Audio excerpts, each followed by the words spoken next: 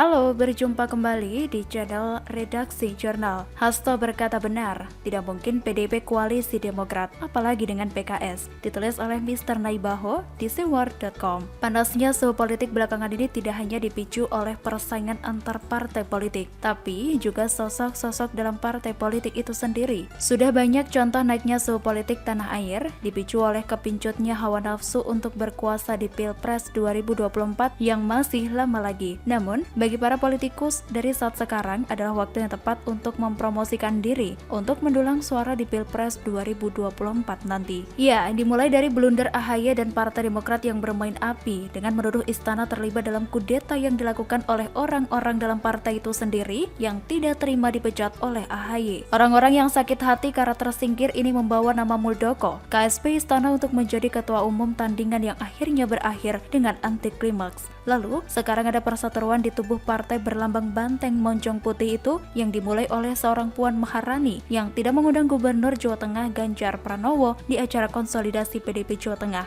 Sikap ini memicu spekulasi yang ternyata hanya menguji spekulasi ketenaran. Dari perang ecek-ecek ini akhirnya PDIP bisa melihat siapa sosok atau siapa figur yang bisa menggantikan Pak Jokowi nantinya di 2024. Apakah seorang Puan atau Ganjar? Dari sini PDIP bisa melihat gambaran pemimpin masa depan yang akan meneruskan perjuangan Pak Jokowi. Usai itu kini muncul kembali pernyataan kontroversial dari Sekretaris Jenderal Partai Demokrasi Indonesia Perjuangan, Hasto Kristianto, yang menyebutkan bahwa PDIP akan sulit membangun koalisi dengan dua partai politik di Indonesia ini, yaitu Partai Demokrat dan Partai Keadilan Sejahtera. Menurut Hasto, secara ideologi PDIP berbeda dengan PKS, begitu juga dengan Partai Demokrat. Hasto mengatakan PDIP dan Partai Berlambang Bintang versi biru itu atau Demokrat memiliki DNA yang berbeda, sehingga sangat sulit untuk disatukan atau berkoalisi dengan partai yang dibina oleh SBY itu. Sebenarnya tidak ada yang kontroversial dari perkataan Hasto ini, karena memang PDIP merasa cocok dengan Partai Amanat Nasional atau PAN. Apalagi setelah mengetahui bahwa Amin Rais tidak lagi di PAN dan telah membuat partai baru, pun dengan Partai Persatuan Pembangunan atau PPP dan Partai Kebangkitan Bangsa atau PKB. Tidak hanya itu, Hasto juga mengungkapkan bahwa partainya membuka diri berkoalisi dengan Partai Gerindra. Itu semata-mata tidak hanya karena kedekatan hubungan antara Pak Prabowo dengan Ibu Megawati Soekarno Putri, karena selain aspek ideologi, faktor kedekatan kultural, kedekatan organisasi, kedekatan basis massa, kedekatan dari aspek strategis untuk memperluas basis massa itu yang menjadi pertimbangan kenapa PDIP lebih memilih berkoalisi dengan partai selain Demokrat dan PKS. Dan menurut saya itu tidakkah kontroversial karena memang PDIP sangat matang mempertimbangkan dalam berkoalisi dengan partai lain di Pilpres 2024. Hasto Kristianto yang merupakan Sekretaris Jenderal PDIP mengatakan sudah menutup pintu koalisi dengan Demokrat dan PKS. Menurutnya, PDIP lebih cocok berkoalisi dengan Gerindra, PKB, PAN, dan PPP. Dari pernyataan PDIP tersebut, kita bisa melihat bahwa koalisi PDIP, Demokrat, dan PKS tidak akan pernah terwujud. Meski kita ketahui politik itu tidak dapat diterka dan politik itu cair, tetapi pernyataan dari Hasto dan PDIP menjelaskan koalisi di antara ketiga partai itu tidak akan terjadi. Hal ini ditanggapi sebagai bentuk rasa sakit hati masa lalu Bu Megawati Soekarno Putri terhadap Susilo Bambang Yudhoyono beberapa tahun silam. Dan lagi pula Partai Demokrat sangat senter ingin mencalonkan Agus Harimurti Yudhoyono, padahal Partai Demokrat tidak memenuhi presidensial threshold, sedangkan PDIP memenuhi presidensial threshold dan punya calon presiden sendiri dari kadernya untuk mengikuti kontestasi politik 2024. Oleh sebab itu, sudah tidak dapat disatukan kembali kedua partai karena punya kepentingan masing-masing. Partai Demokrat pun harus mencari koalisi lain untuk bisa memasangkan AHY jadi calon presiden. Jika tidak, maka pupus semua harapan itu. Begitulah peta perpolitikan di tanah air kita saat ini menuju pemilu 2024 mendatang. Sudah ada ancang-ancang untuk mencalonkan kader sendiri dalam pemilu 2024. Ada yang mencoba mencari koalisi untuk kepentingan 2024. Ada juga yang sudah bertemu dengan ketua umum partai politik dan kader-kader partai demi impian mengikuti Pilpres 2024. Ya, begitulah strategi politik yang sudah dirajut saat ini. Itu tidak masalah sebenarnya, asal kepentingan bangsa dan negara harus diutamakan terlebih dahulu saat ini. Setelah itu, giat mencari koalisi yang cocok untuk pemilu 2024 mendatang. Kita butuh pemimpin yang berintegritas dan punya kapasitas. Jika PDIP dan Demokrat tidak bisa bersatu, maka carilah partai yang dinilai cocok. Saat ini memang jika ingin saling mengisi dan saling berintegrasi, maka hal pertama dan utama syarat yang diinginkan oleh PDIP adalah kesamaan ideologi jika akan membangun kerjasama di perhelatan pemilihan umum 2024 nanti. Namun, Demokrat sepertinya juga tidak mau kalah dalam merespon pernyataan Hasto tersebut. Ketua Badan Pemenangan Pemilu atau Bapilu Partai Demokrat, Andi Arief, menilai sebuah kerugian bagi Partai Demokrat jika berkoalisi dengan PDIP. Di tengah ketidakpuasan masyarakat terhadap pemerintahan saat ini, kerugian besar jika Demokrat ikut dalam koalisi PDIP. Kata Andi saat dikonfirmasi Republika pada Jumat 28 Mei. Menurut Andi, jika Partai Demokrat berkoalisi dengan PDIP, maka sama juga dengan bunuh diri politik. Kami memilih cara dengan cermat dan menghitung banyak aspek, ucapnya. Andi mengatakan ketidakcocokan PDIP dengan Partai Demokrat bukan disebabkan karena perbedaan ideologi. Menurutnya, pernyataan Hasto terlalu jauh. Persoalan sesungguhnya itu karena PDIP 2 kali berhadapan dengan kader Demokrat, yaitu SBY selalu mengalami kekalahan, ujarnya. Ketua Umum Partai Demokrat Susilo Bambang Yudhoyono menyebut ada hambatan dan rintangan untuk bergabung di koalisi parpol pendukung Presiden Joko Widodo. Menanggapi itu, Sekjen PPP Arsul Sani mengatakan 6 parpol koalisi pendukung Presiden Jokowi sudah punya pola kesepakatan strategi. Menurut Arsul akan sulit bila pola tersebut diubah, sebab strategi parpol pendukung Presiden Jokowi ini sudah siap untuk menghadapi kontestasi Pilpres 2024. Ya, begitulah politik, tidak bisa ditebak. Namun sepertinya memang PDIP tidak mau berkoalisi dengan Demokrat dan PKS. Bukan hanya beda ideologi dan pandangan, namun juga beda kepentingan. Kita sebagai rakyat yang menonton saja dan kembali memilih sesuai dengan selera masing-masing. Cuma, jangan jadi rakyat dikorbankan, bukan? Begitulah kura-kura. Silakan tulis komen Anda di kolom komentar, like, subscribe, dan share ke sosial media kalian. Redaksi Jurnal pamit, sampai jumpa.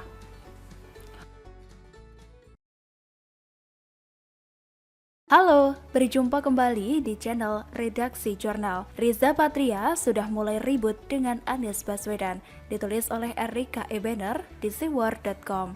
Sudah menjadi rahasia umum kalau kinerja Anies Baswedan itu berkualitas abal-abal. Tak hanya berhenti di kualitas kinerja yang abal-abal yang menyebabkan Anies Baswedan dipecat sebagai Menteri Pendidikan, tapi juga kemampuannya untuk memimpin pun nilainya nol besar. Kalau Anies Baswedan memiliki kemampuan untuk memimpin, walaupun dia tidak bisa bekerja, pastinya tidak ada itu yang namanya anak buah menolak jabatan yang ditawarkan. Berita tentang keluhan dan komentar para dosen Universitas Paramadina tentang masa saat Anies Baswedan menjadi rektor mereka bukan lagi sebuah keluhan atau komentar miring. Pun dengan diusungnya Anies Baswedan menjadi calon gubernur Jakarta, juga menyisakan cerita yang cukup menyakitkan, terutama bagi Sandiaga Uno. Bahkan, Jokowi sendiri cukup mengekspresikan penyesalannya telah merujuk Anies Baswedan menjadi Menteri Pendidikan, diperlihatkan dengan hanya waktu 6 bulan saja. Setelah itu, Jokowi mengangkat Sandiaga Uno menjadi Menteri Kabinet Indonesia Maju pada tanggal 23 Desember 2020 dan sampai sekarang tak terdengar kabar dia akan di-reshuffle. Kalau kemudian Anies Baswedan bisa bertahan menjadi Gubernur DKI Jakarta selama 4 tahun, bukan berarti karena dia bisa bekerja. Ini karena jabatan gubernur tak bisa dipecat begitu saja. Apalagi cara Anies Baswedan dipilih itu melalui mekanisme pilkada langsung, di mana warga Jakarta sendiri yang memilih siapa yang mereka percaya untuk menjadi Gubernur Jakarta. Sedianya, dengan banyaknya berita tentang keeroran Anies Baswedan dalam mengelola anggaran daerah, banyak orang berteriak Anies korupsi. Dan warga Jakarta bisa mengajukan mosi tidak percaya pada DPRD DKI. Kalau Menteri Dalam Negeri, apalagi Presiden Jokowi, yang kemudian mengambil tindakan memecat Anies dari posisi Gubernur DKI Jakarta, bukan hal yang mustahil. Kejadian ini menjadi makanan empuk bagi kelompok sayap kiri yang dulu mendukung Anies di Pilkada DKI Jakarta untuk menyerang, menuduh, dan menjatuhkan pemerintahan dengan 1001 fitnahan.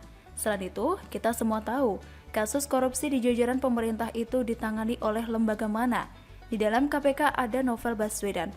Walaupun tak ada bukti nyata, tapi mayoritas rakyat Indonesia sudah menduga bahwa kemulusan Anies Baswedan dengan semua keeroran dia terhadap anggaran itu karena ada peran Novel Baswedan di dalam KPK. Jadi, kalau sekarang Novel Baswedan berjuang keras untuk menolak pemecatan dirinya sebagai penyidik senior KPK karena tidak lolos TWK, kita semua seakan langsung memahami bahwa ada agenda besar di balik perjuangan Novel Baswedan untuk bisa tetap bertahan di KPK. Dan itu sulit bagi pikiran kita untuk melepaskan dari dugaan Novel Baswedan sedang melindungi Anies Baswedan. Sebenarnya, waktu berita tentang kemarahan Anies Baswedan atas penolakan ratusan anak buahnya untuk mendaftar seleksi sebagai jabatan eselon 2 sangat mudah untuk ditebak. Cuma tinggal nunggu waktu saja. semuanya akan dengan sendirinya terbuka. Siapa orang yang mau menjadi kambing hitam atas ketidakbecusan Anies Baswedan? Lucunya Anies Baswedan menghukum para ASN ini dengan menjemur mereka ini di halaman balai kota. Dengar-dengar, maksud saya baca-baca, ke-239 ASN ini tidak ingin naik jabatan lantaran ada posisi tim gubernur untuk percepatan pembangunan atau TGUPP. Semua bawahan Anies ini memandang peran TGUPP dinilai terlalu sangat sentral. Bayangkan, jika jabatan gubernur itu sama dengan jabatan direktur BUMN, kali kurang dari 6 bulan Anies Baswedan sudah dipecat juga oleh Menteri BUMN. Untungnya ini jabatan gubernur, error atau tidak error tak bisa dipecat sembarangan. Selepas Sandiaga Uno mundur dari jabatannya karena ditunjuk untuk maju di ajang Pilpres 2019, posisi wakil gubernur kosong cukup lama. Banyak analisa politik mengatakan bahwa lamanya jabatan wakil gubernur DKI karena tidaknya ketemu kesepakatan antara dua partai politik, yaitu Gerindra dan PKS. Kalau saya pribadi mensinyalir bukan itu, saya pikir karena tidak ada orang yang mau berdampingan bekerja dengan Anies Baswedan. Walaupun secara politik, Anies Baswedan selalu ditampilkan cantik, namun track record yang sudah terlalu buruk tak bisa diabaikan. Saya bilang Riza Patria bersedia menjadi wakil gubernur DKI Jakarta hanya untuk menyelamatkan muka partai Gerindra sebagai pengusung utama Anies Baswedan. Tapi kita lihat saja dia sanggup bertahan berapa lama untuk bisa berpura-pura bahagia. Anak saya menciptakan sebuah quotation, "Happiness is a feeling that you can fake, but you can lie to it." Adelia Ebener. Dan hari ini apa yang dibunyikan oleh quotation anak saya itu cocok untuk menggambarkan apa yang dirasakan oleh Riza Patria sekarang. Riza Patria mulai membalas sindiran yang dilontarkan oleh Anies Baswedan terkait jalur sepeda balap. Dia menyebut bukan dirinya yang pertama kali mengumumkan rencana lintasan khusus bagi sepeda balap itu. Pernyataan Riza Patria ini muncul sebagai reaksi atas himbauan Anies Baswedan yang mengingatkan jajarannya agar tak mengumumkan kebijakan yang belum final. Konteks pernyataan Anies ini ihwal rencana lintasan khusus jalur sepeda road bike di Jalan Sudirman Tamrin, Jakarta Pusat. Anies menyebut dirinya selalu menggarisbawahi agar jangan menjadi pengelola pemerintah yang mengumumkan sesuatu sebelum aturannya dibuat. Saya membayangkan orang-orang yang duduk atau berdiri di depan Anies saat Anies mengatakan itu pasti pada tepok jidat sambil bergumam di dalam hati, dasar kadrun. Kronologi kesimpang siuran informasi yang mengakibatkan Riza Patria merespon sindiran Anies bermula dari beredarnya video percakapan antara Kepala Dinas Perhubungan DKI Syafrin Liputo dan Direktur Lalu Lintas Polda Metro Jaya Komisaris Besar Sambodo Purnomo Yogo soal pembuatan lintasan sepeda khusus sepeda balap. Di hari yang sama, Riza membenarkan rencana tersebut. Menurut dia, rencana jalur sepeda khusus ini disepakati dalam rapat antar Dinas Perhubungan DKI, Direktorat Lalu Lintas Polda Metro Jaya, Wali Kota Jakarta Selatan, Dinas Pemuda dan Olahraga DKI, Dinas Bina Marga DKI, dan Ikatan Sport Sepeda Indonesia atau ISI. Dan hasil rapat itu sudah diumumkan dalam sebuah konferensi pers kepada awak media. Hasil rapat itu juga ditembuskan kepada Anies Baswedan. Lalu ternyata hal itu menuai kegaduhan di antara netizen plus 62. Lalu lagi, Anies Baswedan berakting dirinya tidak tahu atas isu yang diributkan oleh netizen plus 62. Lalu Anies menyindir dan bilang sebaiknya jangan mengumumkan kebijakan yang belum final. Dan seandainya Riza Patria tidak membalas sindirannya, maka ini menjadi bukan salah Anies. Saya sih tetap berharap Riza sebagai orang yang lebih tua dan dewasa dari Anies akan mampu bertahan untuk tidak lagi mengekspresikan ketidaksetujuannya pada omongan Anies Baswedan. Tapi kalau ada pepatah mengatakan kesabaran itu ada batasnya, sepertinya stok kesabaran Riza sudah mulai menipis ke depannya. Bisa saja Riza bersikap lebih frontal lagi kalau Anies ngomongnya lebih ngaco lagi. Sabar ya Pak Riza. Silahkan tulis komen Anda di kolom komentar, like, subscribe, dan share ke sosial media kalian. Redaksi Jurnal pamit, sampai jumpa. Halo, berjumpa kembali di channel Redaksi Jurnal. Nggak sadar sendiri bernafsu bela Rizik, Rafli Harun sebut jaksa bernafsu penjarakan Rizik. Ditulis oleh Sardi di seaword.com. Seperti yang sudah kalian ketahui, Jaksa Penuntut Umum atau JPU mengajukan banding atas vonis dari Majelis Hakim Pengadilan Negeri Jakarta Timur dalam kasus kerumunan di Petamburan dan Megamendung dengan terpidana Habib Rizik Syihab. Dalam dua perkara, Rizik divonis 8 bulan penjara dan denda 20 juta rupiah. Ini lebih rendah dari tuntutan 2 tahun dan 10 bulan penjara dari JPU.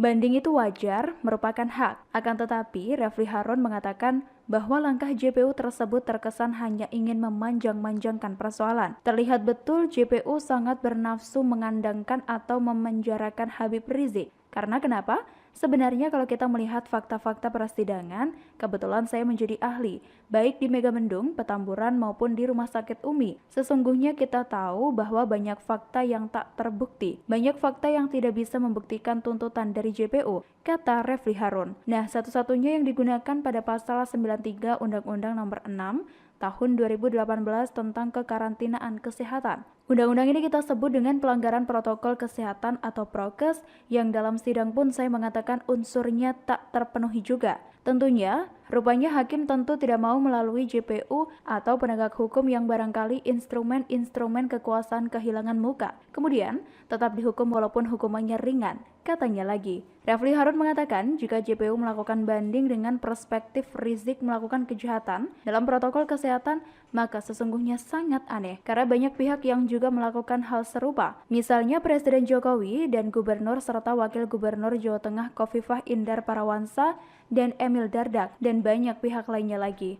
Sepertinya yang saya katakan, Refli Harun terkesan cuma ingin cari sensasi agar vlognya populer dan mendapatkan banyak view. Apalagi dia ini dianggap pakar hukum tata negara. Tapi sebetulnya tidak nyambung jika dia saksi ahli di pengadilan untuk membela Rizik. Jaksa sudah pernah menyebut tidak kompeten. Saat ini, komentarnya makin kesini makin aneh dan tidak mencerahkan. Ada kesan dia cuma bicara seadanya untuk kejar target tayang video vlog. Ferdinand Hutahian sudah menjelaskan dengan sangat baik. Dia menilai pernyataan dari Refli Harun soal Rizik itu seolah pakar hukum tata negara tersebut tak mengerti soal hukum. Menurutnya, keputusan vonis terdakwa yang jauh lebih rendah dari tuntutan jaksa mewajibkan secara etika dan moral bagi jaksa penuntut untuk mengajukan banding. Ini adalah bentuk pertanggungjawaban jaksa terhadap pihak penuntut. Oleh karena itu, Ferdinand Hutahian menilai pernyataan dari Refli Harun soal jaksa mengajukan banding terhadap vonis Rizik Syihab tersebut adalah komentar yang bodoh. Putusan yang jauh lebih rendah dari tuntutan mewajibkan secara etika dan moral bahwa jaksa harus banding. Itu sebagai pertanggungjawaban secara etik atas tuntutan yang dimohonkan. Ini sih komentar bodoh, tegasnya. Yalah, namanya juga sedang ngevlog. Kalau soal jaksa bernafsu penjarakan Rizik, harusnya kita bisa balikan narasi ini dengan semudah membalikan telapak tangan. Coba kita lihat kembali kasus Ahok. Demo berjilid-jilid dalam skala yang sangat keterlaluan. Katanya bela agama, ada kasus penistaan agama, banyak kasus lain penistaan agama yang terjadi. Apakah ada demo sebesar itu? Tidak ada. Ini hanya politisasi dan kebetulan korbannya adalah pejabat yang sangat tidak disukai. Makanya ini sangat dipaksakan. Apakah Refli Harun pernah bilang para pendemo itu terlalu bernafsu penjarakan Ahok? Apakah dia pernah bilang kelompok sok suci itu bernafsu menekan aparat dan juga pemerintah agar jangan pernah melepaskan Ahok apalagi membantunya? Pernahkah dia bilang bahwasanya ada kesan hakim terlalu bernafsu penjarakan Ahok? Terbukti vonisnya lebih tinggi dari tuntutan JPU. Refli Harun bisa bilang jaksa terkesan bernafsu penjarakan Rizik. Tapi dia sendiri tidak ngaca, padahal dia sendiri juga terkesan sangat bernafsu bela Rizik sampai segitunya. Sadar gak? Gak sadar. Wajar sih, namanya juga pernah diberhentikan di tengah jalan di saat seorang yang katanya pakar, tapi bisa bikin opini yang dengan sangat mudah dibantah. Lumayan jaksa menuntut Rizik paling lama 2 tahun penjara, padahal banyak yang berharap Rizik selamanya di penjara saja. Masih mau bilang bernafsu? Bagaimana menurut Anda? Silahkan tulis komen Anda di kolom komentar, like, subscribe, dan share ke sosial media kalian.